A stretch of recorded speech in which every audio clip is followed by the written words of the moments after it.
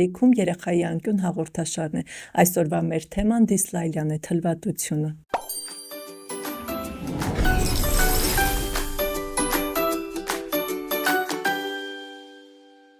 Թլվատությունը դիսլայլիան հնչարտաբերման խանգարում է, որի դեպքում լսողությունը և խոսքային ապարատի նյարդավորումը պահպանված են։ Թլվատությունը դրսևորվում է հնչյունների փոխարինումով, աղավաղումով, բացթողումներով, շփոթումով։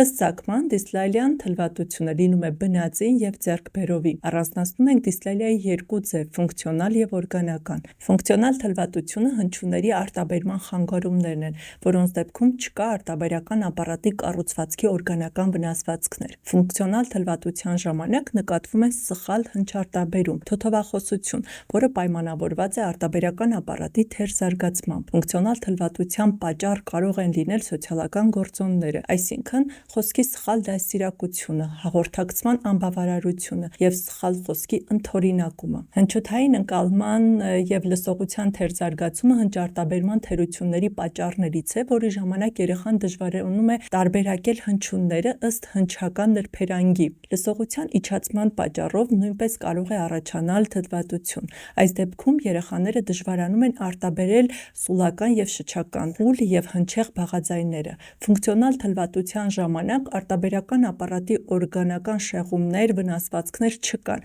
բայց երեխայի արտիկուլյացիոն, խոսքի օրգանների դիրքը այս կամ այն հնչյունների արտաբերական ժամանակ, շուրթերի դիրքը, կտրիչների միջև եղած հեռավորությունը, լեզվի փափուկ քիմքի, ձայնարարերի վիճակը դժվար է ընթանում։ Յուրաքանչյուր ծնող պետք է իմանա, որ մինչև 5 տարեկան երեխաների մոտ կարող են նկատվել հնչարտաբերման խանգարումներ, և դա համարվում է նորմա։ Սակայն եթե երեխայի մոտ 5 տարեկանից հետո ևս նկատվում են հնչարտաբերման խանգարումներ, ապա այս դեպքում պետք է ժամանակ չկորցնել և անհրաժեշտ միջոցներ ձեռնարկել, դիմելով համապատասխան մասնագետին՝ լոգոպեդին, որը հաշվի առնելով երեխայի անհատական առանձնահատկությունները կաշխատի նրա հետ։ Սակայն այն աշխատանքը, որը անցկացվում է լոգոպեդական սենյակում, ցանկալի է, որպեսզի շարունակվի նաև տանը։ Շատ կարևոր է երեխայի ծնողների հետ աշխատանքի կարևորությունը։ Լոգոպեդական աշխատանքն անհնար է արդյունավետ կատարել առանց ծնողի հետ համագործակցության։ Իսկ հիմա խորհուրդներ ծնողներին թլվատության կանխարգելման ուղղված։ Երեխաների հետ խոսել